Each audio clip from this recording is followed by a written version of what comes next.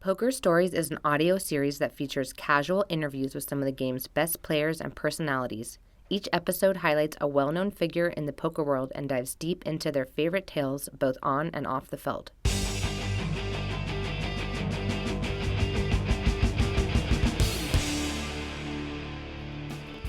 Hello and welcome to Poker Stories, a podcast brought to you by Card Player, the Poker Authority, and hosted by me, Julio Rodriguez. This is episode number 89 of the podcast, and just like last time, I thought it would be fun to revisit some of our most popular past guests, see what they've been up to the last few years, and find out how they are handling these seemingly endless weeks of self-isolation. Last episode, I talked with a few of the top high roller players in the world in Jason Kuhn, Nick Schulman, and Bryn Kenney. This episode, I'm talking with two members of the Poker Hall of Fame in Barry Greenstein and Daniel Negreanu. First up is the legendary Barry Greenstein. Barry came on the podcast in episode number 25 back in the fall of 2017. I was in Los Angeles covering a Card Player Poker Tour event at the time at the Bike when Barry agreed to the interview. So I drove down to the Gardens Casino and pulled him out of his usual cash game. And he was very nice, as always, sharing some great stories about his life both before and after he found poker. If you haven't yet heard that episode, I encourage you to check it out. Barry is now 65 years old, but that hasn't really slowed him down too much at the poker tables. In fact, the last couple of years he has been very busy running around at the WSOP and recording a ton of caches. I think he even had something like 13 in one summer. Anyway, that's enough intro. Here's my conversation with Barry Greenstein. Barry, how the hell are you? How are you hanging in there? I'm good. This isn't tough for me, although it's difficult for people obviously who can't pay their bills and aren't going to be able to pay their rent. Right. I always think it's annoying when you have people who have money to pay their bills are acting like this is such a horrible thing. It's a lot of them that actually, should allow them to get projects done that they couldn't do before, because life was interfering with it. And obviously people who have kids actually get to spend time with them where, probably better for me and my kids if I'd had a shutdown for a month and just had to be with them. But, right. If you were forced off the road one of those days, or maybe forced out of the Symantec office one of those nights for a couple weeks. I remember one time when I was in graduate school, I got arrested for gambling. They busted a poker game, and the guy was like trying to scare us. I mean, he says, you may end up spending some time in jail, and I said, well, that's great. As long as I get a pad of paper and a pencil, I'll be able to finish my thesis because I'm always doing other things that get in the way. I said, I probably need to be locked up in a room. So it was like the least scary threat that he could have made. I mean, it ended up being, we got bailed out and it was all kind don't threaten me with a good time. Yeah, don't threaten me with having to be alone by myself and get work done or, get to read stuff. Or even for me, like I was even telling my kids, look at this like the movie Groundhog Day. It's going to be the same thing over and over for a month or two. Mm-hmm. So you should think of a project, a self-improvement project you'd like to get done that you would never get done before because you're always going around and working and going to clubbing or whatever you guys do. Same with my kid. I was telling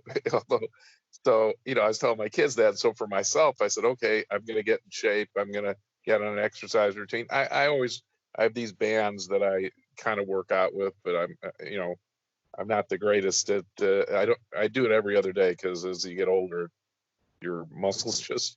Oh, okay. You're talking about resistance bands. Yeah, the resistance bands. Like I take them when I go on the road, stuff like that. So I do that, but I'm not as good as I should be, as regular as I should be. But I try to do it every other day. I thought you were talking about your workout your playlist. Yeah, no, not that kind of bands.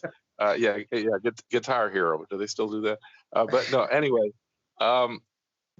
but so then I want to do cardio, because one of the things I haven't been doing much cardio since we moved out of our house. I don't have one of those. I used to have like an elliptical machine.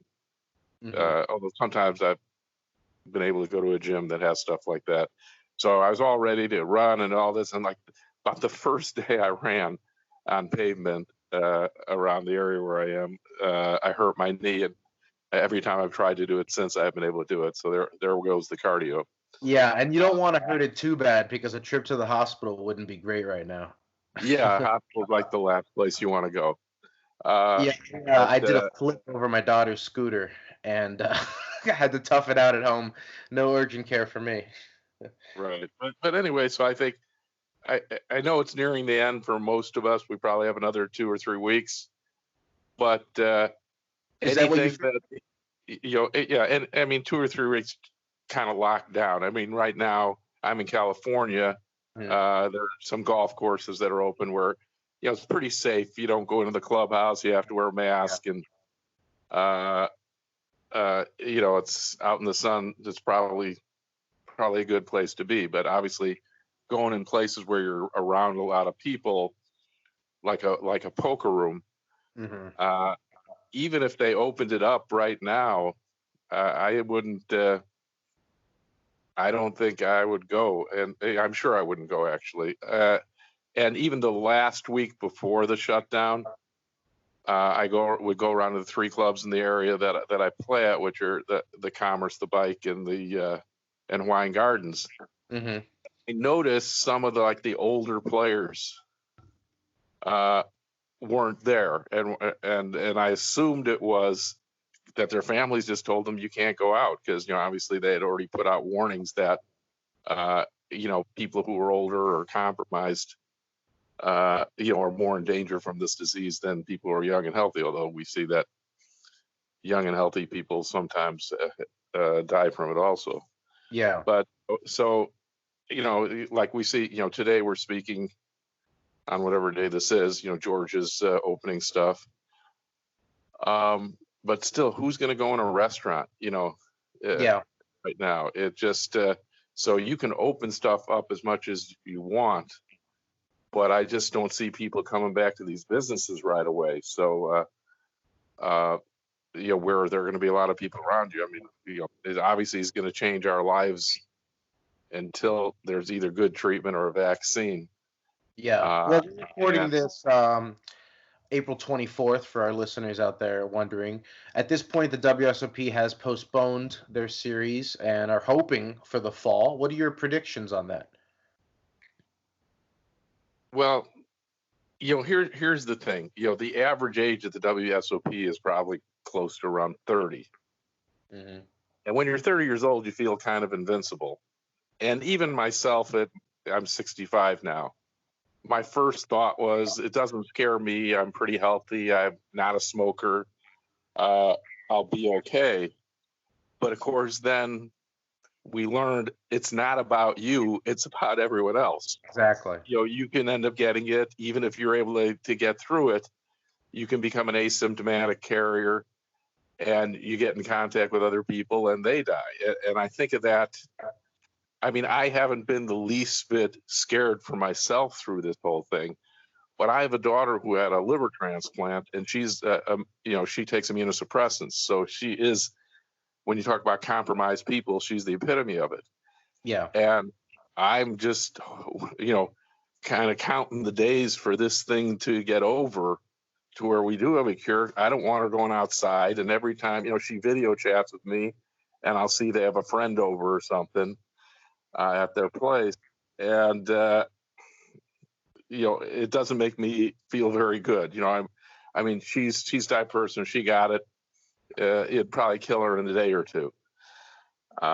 So that's where all my anxiety is centered, is just on her. I'm just trying to make it through this pandemic with my daughter still alive at the end of it.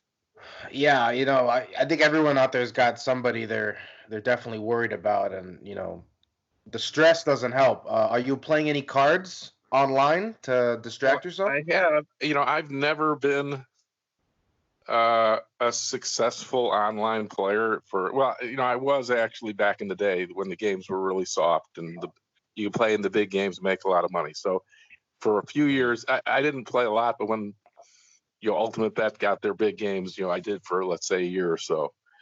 But overall on PokerStars, I was a losing player online.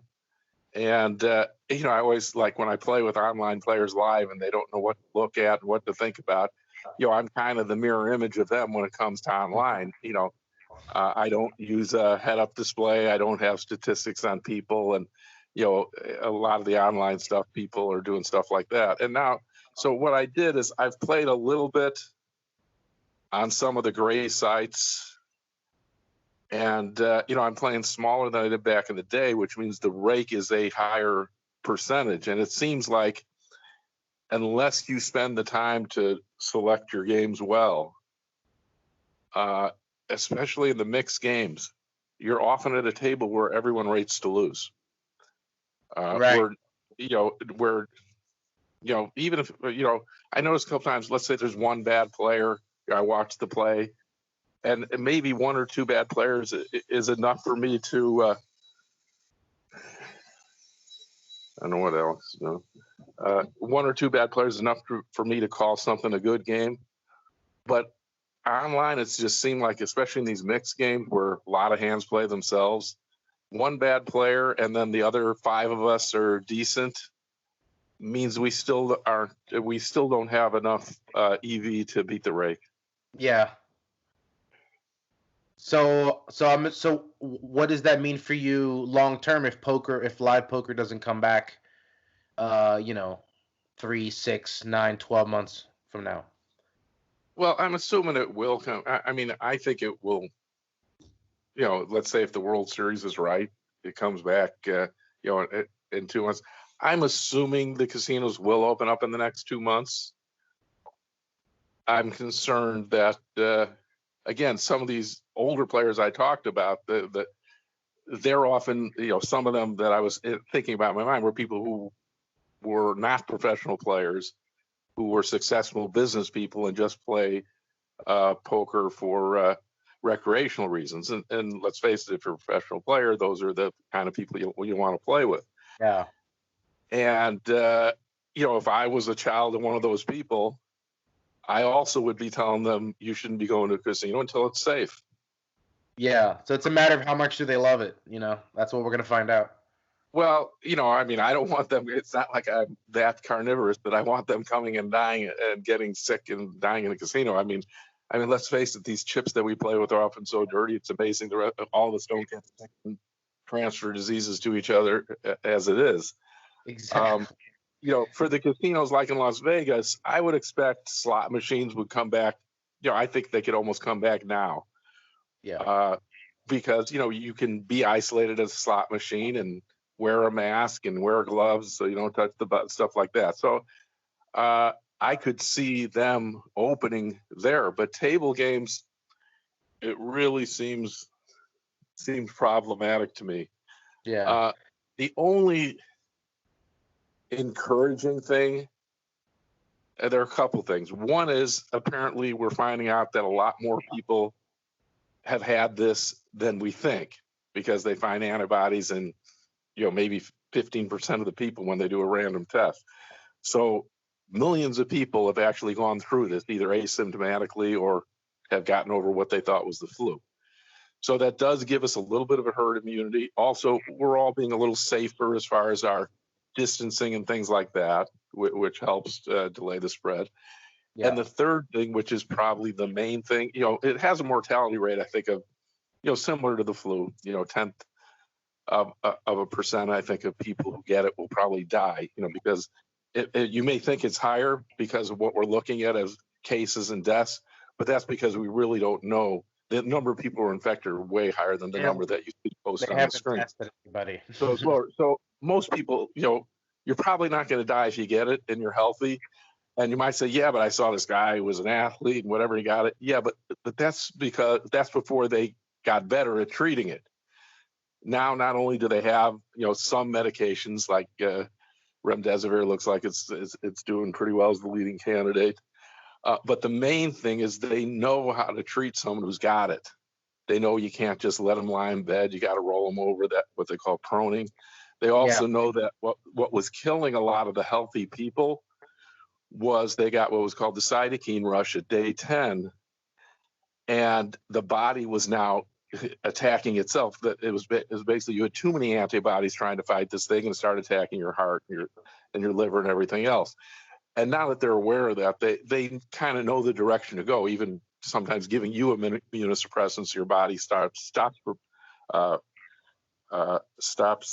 producing antibodies. So the point is, the hospitals are better at treating this. And the real thing and one of the things that was killing people, like, doctors and people like in Italy, we saw it really bad, was the hospitals just got overloaded. They couldn't handle the caseload. And so people are just laying out there ready to die. Yeah. And the thing that we've all done, and before I say this, there are some people out there saying, hey, it wasn't as bad as we were told it was going to be. Well, the reason it wasn't as bad as we were told it was going to be because people stayed at home. Yeah, and it worked. And what that did is it flattened the curve and made it so the hospitals didn't get overrun, like in Italy. New York City and New Orleans were the two places where the hospitals did actually get overrun for a while, and bad things happened. But the rest of the country now, we've made it so our hospitals are equipped to take us in. As long as they have the proper protective equipment and all that.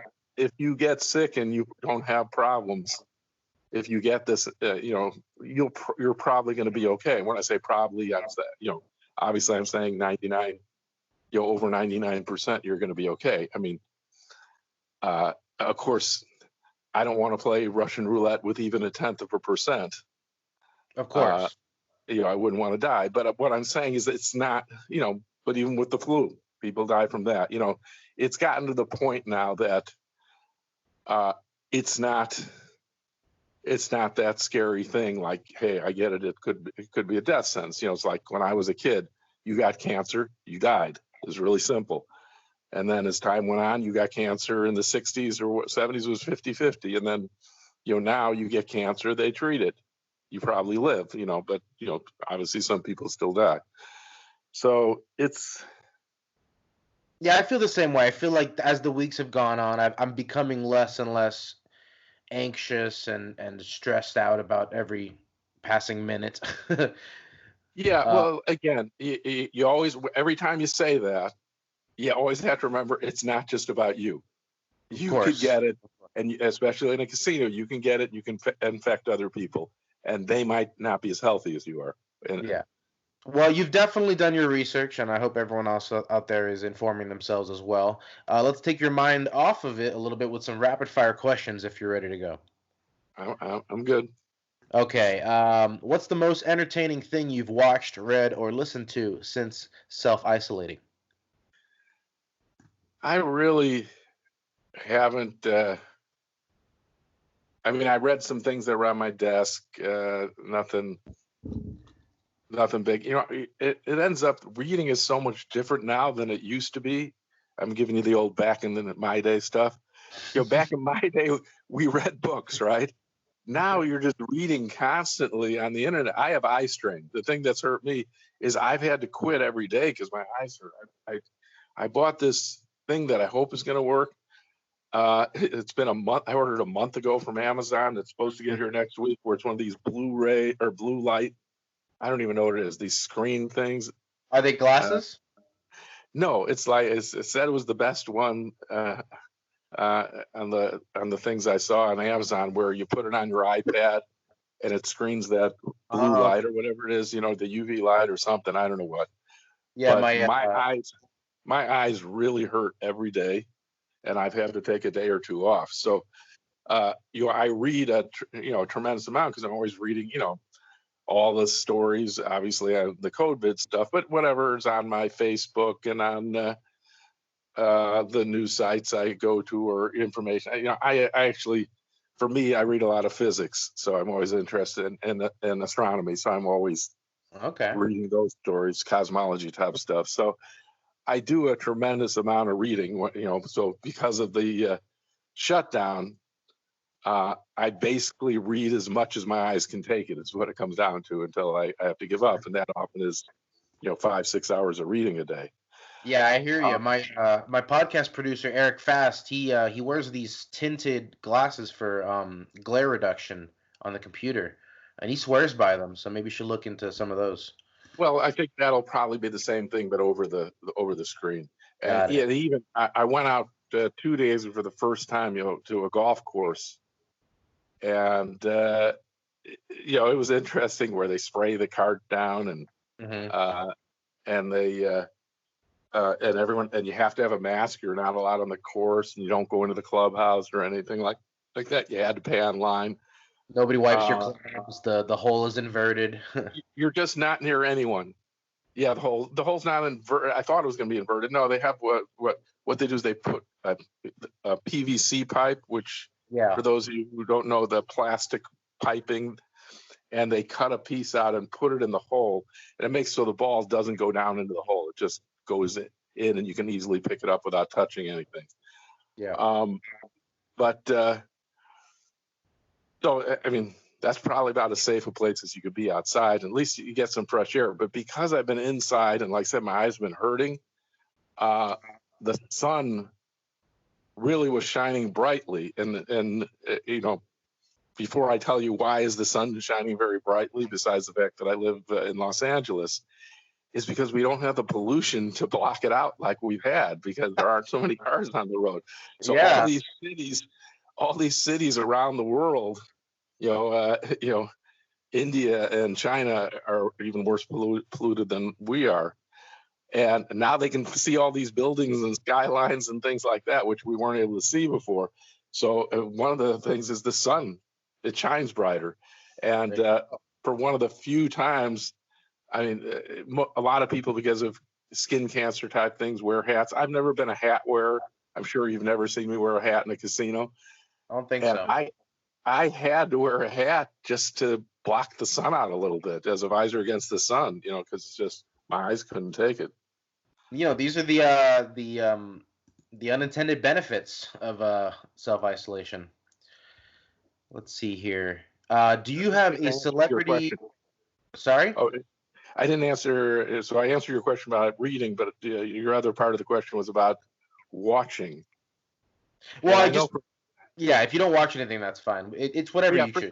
For some, it seems like I watch some of the news until it's like it's the same thing. I mean, it's not exactly the same thing every day, but people complaining about not enough testing, and the president saying we have enough testing. That's basically what happens every day.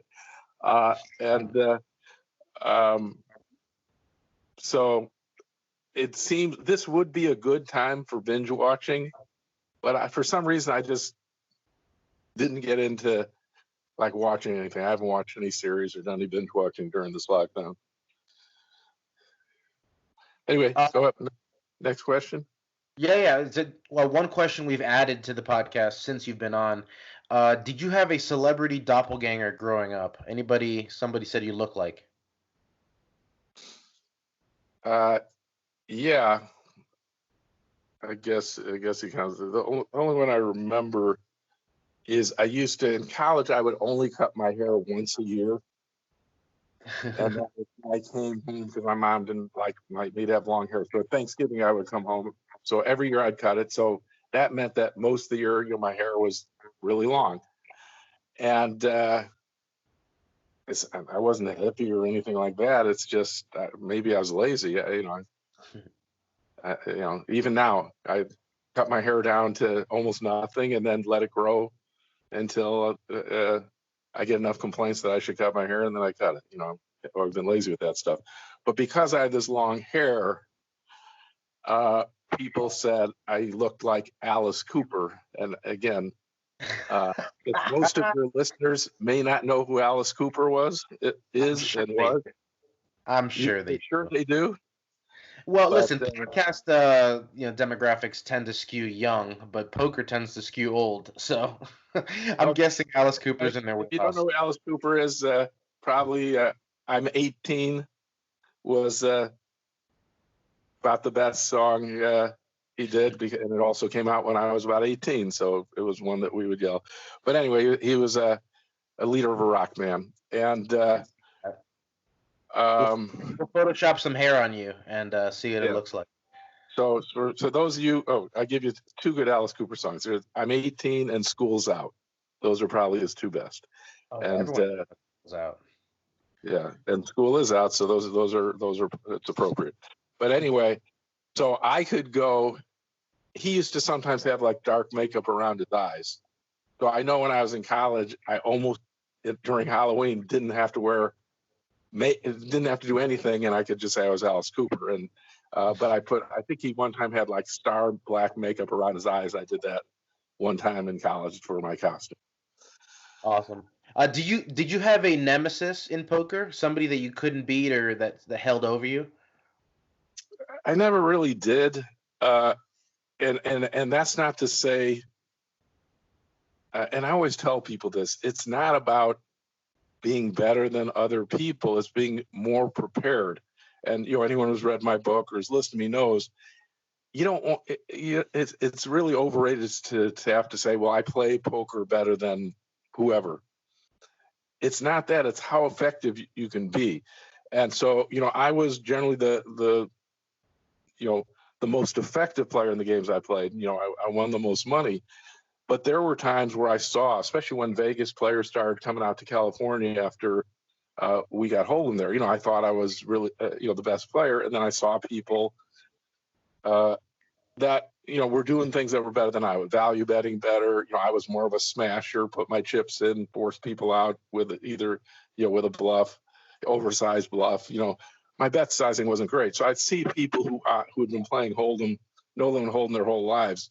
Whereas for me, I wasn't, because once I came out to California, it wasn't legal. But I could beat them just by managing better. When I say managing, I'm not even a great manager, but I mean managing my rest. If I thought someone in a game, was tough for me, I wouldn't go after them. A lot of people will say it'll be an ego thing. Someone plays as good as them or in their range, and they'll want to get them. I never had that issue. I never was like going after them. No ego. Well, we all have ego, but my ego was more about winning more money than them, not beating them in a pot or making a great bluff on them or anything like that. It was more about, okay, this guy's pretty tough. I know at some point he'll go after me, and I'll probably have a good hand. So I didn't necessarily try to outplay the best players. I would rather, maybe like Muhammad Ali, kind of rope it up, let them take swings at me and me catch them. And so you might say, oh, so you just sat back and played tight. You're not that good a player. Well, it's more like I avoided them. There were other spots in the game where I would make my money. And, I just played to win. And I didn't waste a lot of energy thinking about who's better than who or who made a better bluff. I had a family, especially when I was older. I'm more thinking about putting food on the table and paying the rent. Well, I'd definitely fare better in my home game if I took that approach. That's for sure. Do you have a favorite gambling movie? Oh, by the way, and there's another reason that I would do that is, as you become a better player, a lot of times people won't invite you. You couldn't get into spots. I spent most of my time trying to make people think I wasn't as good as I was, so I could get invited to games and people, would play against me. So one of the biggest complaints for cash game players these days is they can't get into the games. Right. Yeah, that's how it is here. If it's a good game, you can't get in. They're invite only. So, so I came through that type of thing where I'm trying to downplay how good a player I am. So I didn't want to, there was no need, or it wasn't even pragmatic to do spectacular things and outplay people, because it probably would mean that you didn't get invited the next time. Yeah, for sure. Or as we use, it kind of goes along with you can shear a sheep 1,000 times, but you can only slaughter it once. So you slaughter people too badly, it ends your your ability to keep. They won't come back. Yeah. Favorite Favorite poker movie? just gambling in general. Poker's got some. My favorite gambling movie, I think, is The Gambler with James Caan. Okay. It's a sports betting movie. I think that I like that movie. It resonated with me, since I bet sports often unsuccessfully. But yeah, as a gambling movie, I think that's my favorite. Speaking of sports betting, they just announced a UFC event for early May in Florida. I'm wondering if that might be the biggest sporting event bet on of all time. No, I mean, it's not like I'm going to watch it, and not that I matter, but I don't. As far as viewers, will it get more than Tiger and Phil Mickelson with Tom Brady and Peyton Manning golfing, which is coming up? That thing. I'm just saying, people are itching for something to bet on. And the first sporting event in a while will definitely get that going. Yeah, but those boxing and UFC lines are usually too much juice. Yeah, for sure. I don't think it'll. I mean, I don't know. I'm not a big. It's not that when I'm in casino, I don't watch the UFC stuff. But you're still seeing people get bludgeoned isn't like at the top of my list. I know it is for a lot of other people. So I don't know. I mean, obviously, it's kind of funny that the governor of Florida declared that essential activity. That in wrestling. Yeah. That was the wrestling. That's right. The wrestling. Yeah. Well, of course, they've got to take care of their donors. That's how, unfortunately, it works in our country. But I think we're going to have sports back. I mean, the NBA. I mean, the fact is, the only thing that's stopping the NBA and the NFL getting on the field right now, they could test the players and have them quarantine and play, is these guys have become so wealthy that they don't want to be quarantined and away from their families. They have enough power to, again, they can write it out and wait until it's safer. So they're saying, why the heck should we go back and not enjoy, be cooped up and away from. Yeah, and especially when it's like a team sport that you have to fly every 2 days to another location. Well, no, what they were proposing with something even like the NBA is just have them kind of like an Olympics where they're just all in the same place. Oh. They could just have them all, for instance, in Vegas, just have them all stay in Vegas and isolated from their families and play at there. Have it be like that kind of tournament. So they can actually do it. It's just they've been getting some pushback from the players who are saying, we don't want to play like that. I mean, if you were a guy like LeBron James, you got your kids, you got your family, you got your good life, and you just say, well, wait a few months and I'll do it. I don't want to be cooped up for in one spot away from my family. Anyway, we end the podcast the same way every time, with a question from the random question generator. Let's see your question. Have you ever been slapped? I think so. It doesn't immediately come to mind? I mean, it doesn't, but I mean, I'm thinking of the hit on the face. I kind of, again, this is what happens when you're old, you can't remember. I think in high school or something, I got like misunderstood by some girl, like in school, like, and she turned around and slapped me. I think, and I remember that. So I think it's happened, but I don't think I deserved it. No, why would you? No, but maybe she thought I said something or was insulted or whatever and got slapped. I think that happened, but I'm not entirely sure. Although, actually, I know I did get slapped. I don't know if you ever did this, but as a sport, I used to play a lot of sports. We used to play slap boxing. I don't know if you ever played that. And so I'm sure I wasn't the greatest boxer. And so I'm sure, I got into some things where, I got slapped and I had to, I took the worst of it. Well, you got back up. That's what's important. You'll get back up again when all this is over. Barry, thank you so much for coming on the podcast. You got it, Julio. Hope everything's going good with you and your family. Yep, hanging in there best we can. Thanks, man. Okay. Yeah. And you guys out there, get something done. Just don't sit in bed every day and watch TV. You got 2 more weeks to accomplish something, to learn something. At least come out of here where you said, I learned something I wouldn't have learned if I wasn't cooped up. Inspiring words from Barry, guys. You got to listen to the man. Okay. Learn Later. something. Next up is Daniel Negreanu, who was first featured on episode number 8 of Poker Stories in March of 2017. To say that a lot has happened in Daniel's life since would be quite an understatement. Poker-wise, he added several million to his career earnings, which now total $41 million. A lot of that came from his $3 million cash for finishing runner-up at the 2018 Super High Roller Bowl, and the $1.7 million he added for second place in the 100K High Roller at the 2019 WSOP. Speaking of the 2019 WSOP, Daniel did so well at the series that he was awarded his third WSOP Player of the Year award. Or did he? Turns out a clerical error was made, sending the title to Australian mixed game expert Robert Campbell. If that wasn't enough, Daniel also spent last summer managing 2 relationships. The first was his marriage to longtime poker reporter and host, the lovely Amanda Leatherman, and the second was his breakup with longtime sponsor PokerStars, who he had represented for 12 years. He has since signed on as a team pro for GGPoker, a relative newcomer that has already attracted some massive high-stakes games and is now gearing up for a $100 million guaranteed online series. Anyway, that's enough intro. Here's my conversation with Daniel Negreanu.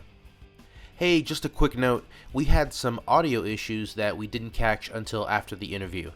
Sorry about that. Luckily, it was just on my microphone and only in a couple of spots, so it shouldn't affect your listening too much.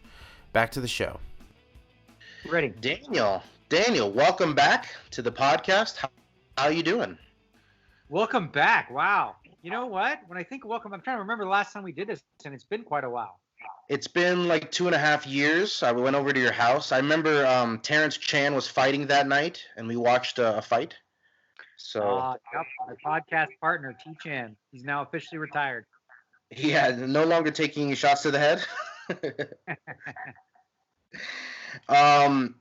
Yeah, so how are you doing over there in self-isolation? Honestly, I'm doing amazing. Like, I hate to say that because I know a lot of people struggle, but this for me is not much different than like what I would call a dream life. Like, I love staying home. My wife loves staying home. I have all the toys and things that I, want to have around the house. I got a gym. I got a golf simulator. I got a backyard. I'm really jealous about the simulator for sure. Yeah. So overall, I mean, I got TVs. I got online poker. It's been, flourishing during this time. So for me, it's been great. I mean, you don't want to come off like that guy who says this is awesome. But for me, it has been pretty good because now I have, as an introvert, me and my wife both, surprisingly, we have a built-in excuse now for like not having to go attend events. Yeah, no plans to cancel. Yeah, exactly.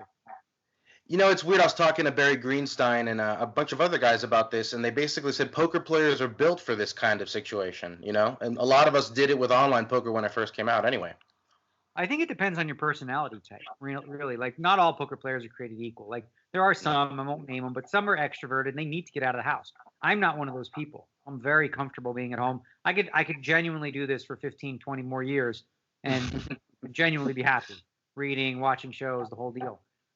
It'd be nice to have some hockey to watch, some fresh hockey. But aside from that, most poker players, it probably is very comfortable to be able to, make their living playing in their underwear. What I've been doing for sports is watching old replays of golf matches because I don't remember who won anyway, like 10 years ago. So it seems fresh to me. You know what I mean? That's insane. It's insane that you just said that because just this morning, I told Christian, who's my golf caddy guy, I said, I can watch these tournaments and I don't know who won, so it's kind of fun. It's like fresh for me. And I just finished reading the Tiger Woods, his Second Life book. And so I was in the golf mode, but absolutely. Golf is one where I'm not paying attention to all these little PGA Tour events, so you could watch it and have a rooting interest. Exactly. You're like, I don't know who's gonna win it. Just try not to read the description before you turn it on. We have a question here. What is the most entertaining thing you've read, listened to, or watched since isolating? Wow. Huh. All right. Let's see. What have I read? You know what I've been reading? Just as a genre, I've been reading the Mario Puzo Godfather books. So the big one is, of course, The Okay. Godfather. He did a follow-up called The Sicilian, The Last Dawn. So what I've been doing is I read the book and then I watch the film, and just got a kind of fun experience doing that. Been doing a lot of reading. My wife is crushing it on the reading. I don't know how she's read so many books, but she's reading a book like every day or every 2 days, like a big book. So she loves it. You know, we both love to read, and I've been reading a lot. I'm actually reading a book right now that I'm not sure I'll get through. Seems like I might not be smart enough for this book. It's called Fooled by Randomness, and the writing is a little bit. There's big words in it, man. Really big words. Yeah, you don't want to strain too hard while you're quarantined. You know what I mean? How's Amanda dealing with everything? Yeah, she's doing great. Like I said, we're both really introverted. Like even outside of this, like, you know, all we did going out wise was go to hockey games. But outside of that, you know, we're both homebodies. Like we generally don't like. I hate this. Well, I don't need people that much. I have my puppies. I've got her. But aside from that, like I don't have like that deep need for social interaction that some people do. And whatever social interaction I would need, I'm fine with it happening, you know, virtually. Yeah. Well, there's a lot to catch up in 2.5 years. You've done a 180 on a lot of areas of your life in the last couple years. Let's talk about your breakup with PokerStars and your new sponsor, GGPoker. What led to that? How did that happen? Yeah, well, that happened in right around May. So right around when I was actually getting married, just, you know, crazy timing. And, you know, when we split, when we split, I had no plans on signing with anybody else. I did get within 3 hours, got several offers from different online sites, you know, inquiring about. Is that because when the news broke that you were leaving Stars, everyone just assumed, wow, somebody has come in with a gigantic offer, because that's what it's going to take to move Daniel from a site like that. I definitely got a few offers, but I wasn't interested. I was not interested in doing that. You know, I was just in the process of getting married, gearing up for the World Series. I thought maybe down the road I'd revisit something like that, but it wasn't on the radar. As far as the split, you know, I was with Stars for 12 years, right? That is a very long go, and I felt like, I think we both felt, and I can't speak for them, but maybe we got to a point where we've sort of been there, done there with the entire gamut of sort of content creation, you know, scheduling, like what I could do for them, if you will. And so it just felt like the right time after 12 years to split, you know. And then they're clearly, as you've seen since, headed in a very different direction. A lot of people that I worked with are no longer with the company. They've definitely downsized on the poker side, and it seems like they're going to continue to do that, hanging on to just a few key players on the marketing side. So, you know, time goes by, and I had a snafu with my World Series of Poker packaging issue, where, you know, we developed the site, we did everything because I was selling pieces, and then we had the site crash. A couple days later, we had an oversell, big mess, right? Well, the people at GGPoker, and I never knew them. Relationship cost, right? What's that? You ate like 60,000 and lost or something like that? Yeah, so basically we had to eat, you know, all the transaction fees, because you can't put that on people who bought pieces that you're giving refunds to. So anyway, so these people from GGPoker, who, like, I didn't know from Adam really, but they reached out and it's like, hey, you know, we kind of do this and within our client, and we can help you, and we'll do it for free. And I was like, wow, that's pretty cool. And I guess from their perspective, you know, they're looking at maybe creating a relationship or something like that. And I really, really appreciated that sort of, like, I guess, olive branch or whatever you want to call it, of helping us out in a spot when we really needed it. And they did such an incredible job. And, you know, the more and more I looked into the software that they had for their site, I'm like, man, these guys are no joke. Like, their software is cutting edge, especially the mobile software. It's way better than anything I've seen in any other site. And so the owner came to Las Vegas for a meeting just to chat about what they want to do with the staking side and different things. And one thing led to another, and we really had a good rapport. I really like the way that they see the importance of VIP players, and those VIP players are the guys who like to have fun, right? They're there to have fun. You know, professionals are going to flock to your site, but mainly if you don't have, you know, software that's engaging for, the players that like to have fun, then, they're not going to stay for very long. So we just were really aligned on all those things. And then we just thought about it. And I was like, I kind of thought it was fun to sort of take this upstart, right? Which a year ago, they had a GG Series 1. It was a $3 million in guarantees. Year 2, like 12 months later, they guaranteed $50 million for the series, which is pretty incredible to me, just to see the growth of this company. And they all did it based on the product, because they had virtually no marketing department. There really wasn't one till I sort of came on board. They just simply won over people because they had a better product and, just better games, better software, the whole deal. So I felt like, man, this will be a great opportunity to help on the marketing end to really blow this thing up. And it's really a lot of fun to sort of build from the bottom like that. Well, you've always been a guy that's, been influential in the poker world. I mean, when you say to do something, the world listens. You got a lot of the poker world behind a certain presidential candidate because of his online poker stance. And, when you said casinos should be closed because of coronavirus, it wasn't that long after that, the card room started shutting down. I'm wondering if you still like being that guy who has influence, who has a say, or would you rather, just be left alone and get married, or now that you're married, just live your life and not feel that weight of responsibility on you? Well, I think I'll always be that guy that appreciates first and foremost the fact that, I've created a voice that, some people listen to, some people don't, which is fine.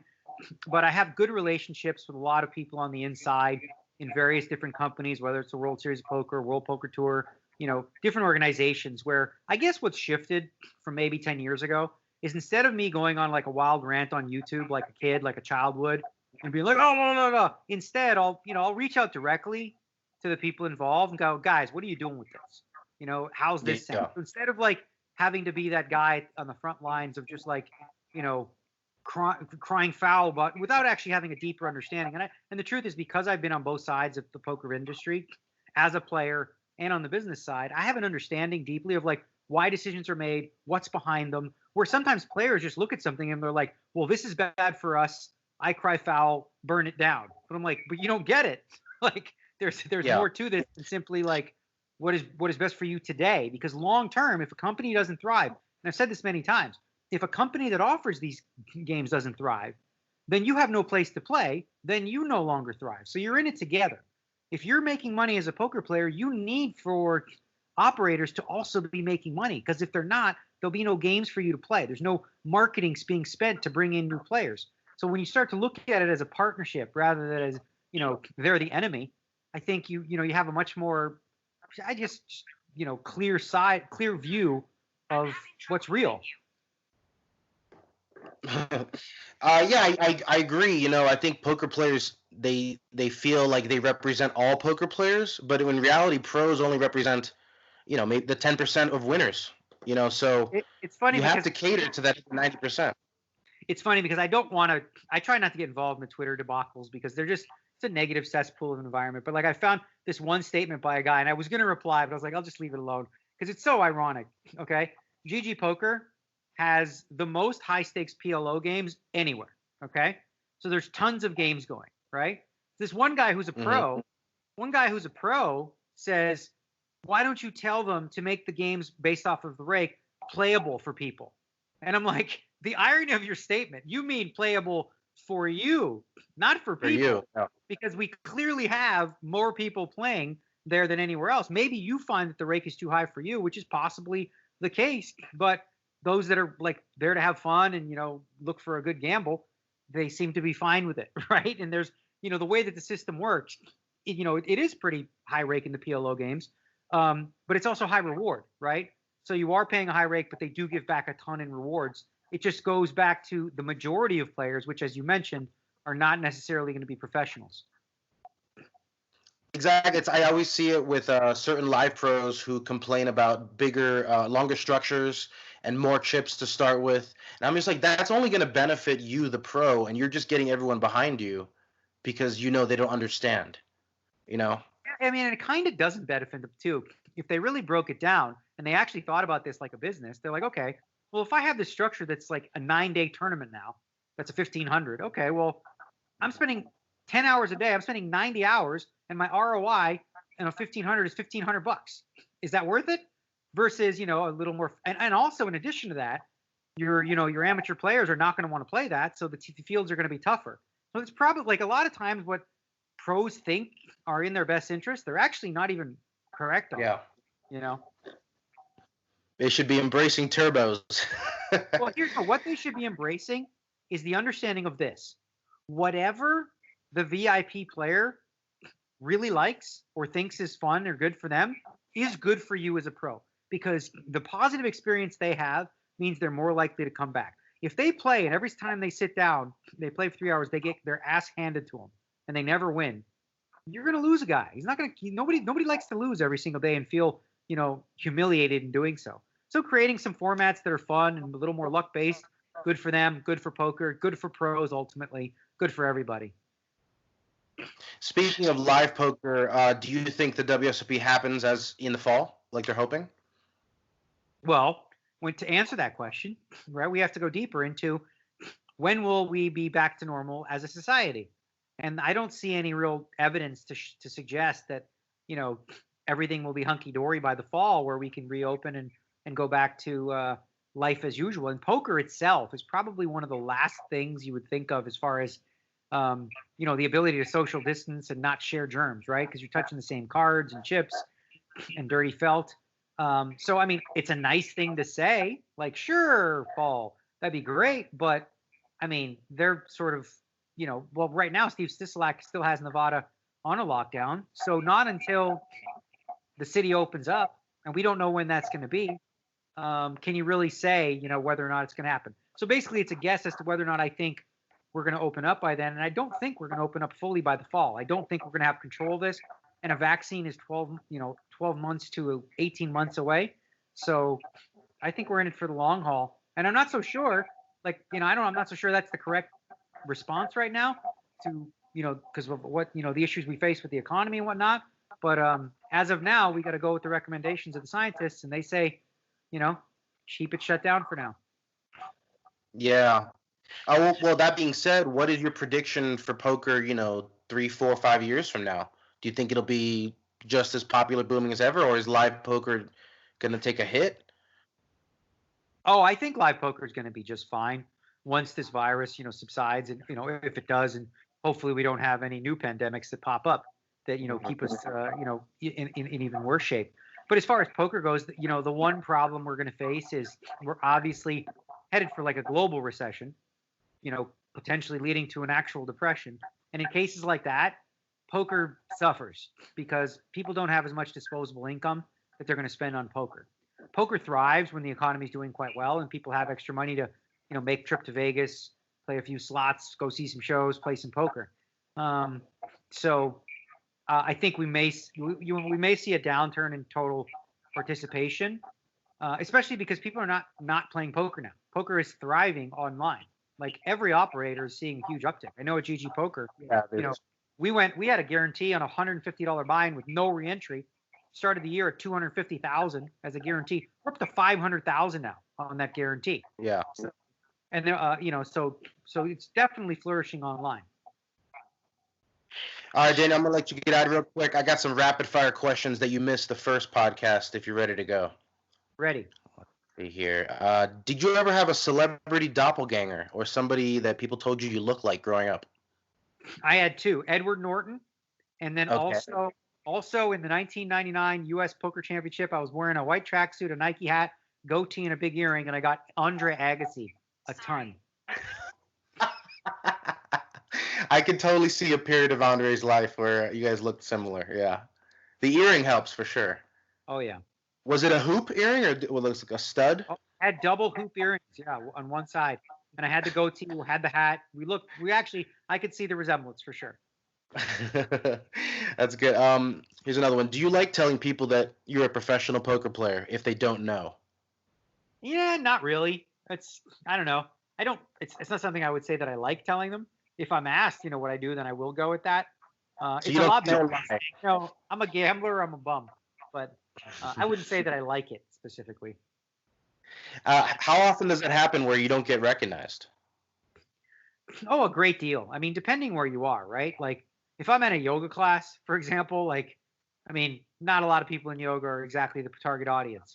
Whereas, certain parts of, if I'm in a casino or if I'm in Toronto or different parts of the world, I'm going to get recognized a lot. So I would say more often than not, I don't get recognized. Or if I do, I think sometimes people do recognize you. They just, they leave you alone. They don't bother you.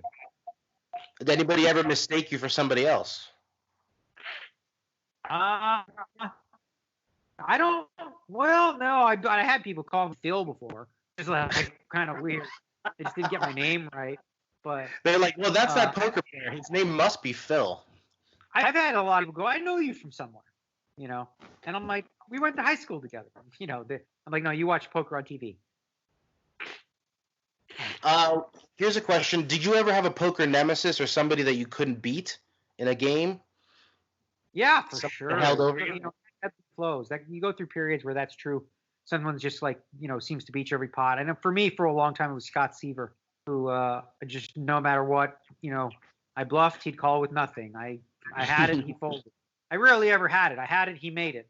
He had it, I had second best. Just one of those weird situations. That can be difficult too, because when you have somebody that is winning the luck war, they also end up winning the psychological war as well, because you feel somewhat defeated. Like, holy shit, am I just really running bad, or is this guy like totally smoking me and outplaying me too?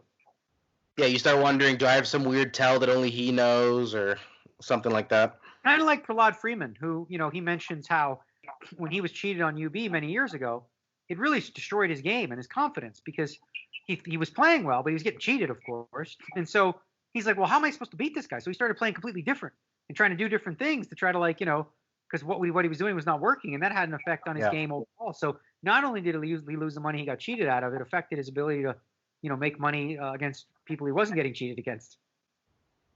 Do you have a favorite gambling movie? I'd say, you got to go with Rounders, right?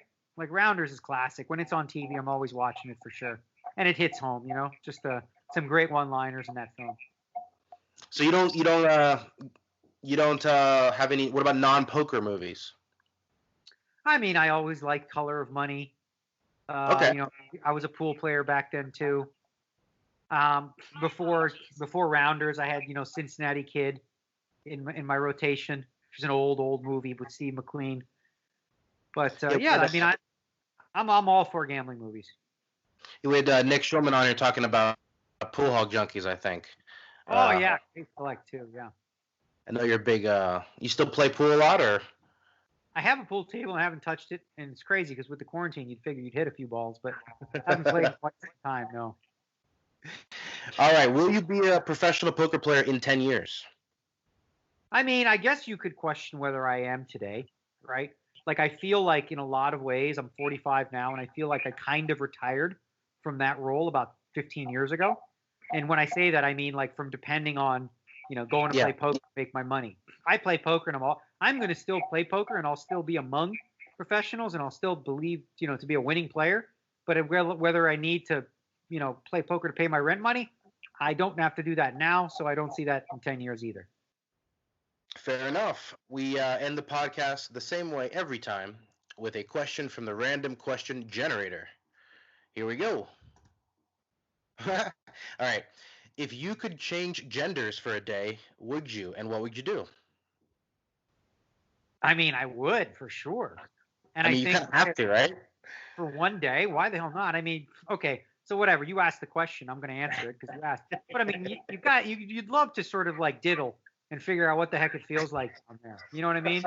It's like, for research purposes. Because every woman I know who's asked that question, they're like, well, they want to play with it and see, you stick it in things and see what it feels like. So yeah, I think that would be like, step number one. All right. Where would you go? Where would I go? You have different access now. I do? I don't know. What different access do I got? I guess you're not as perverted as my mind went.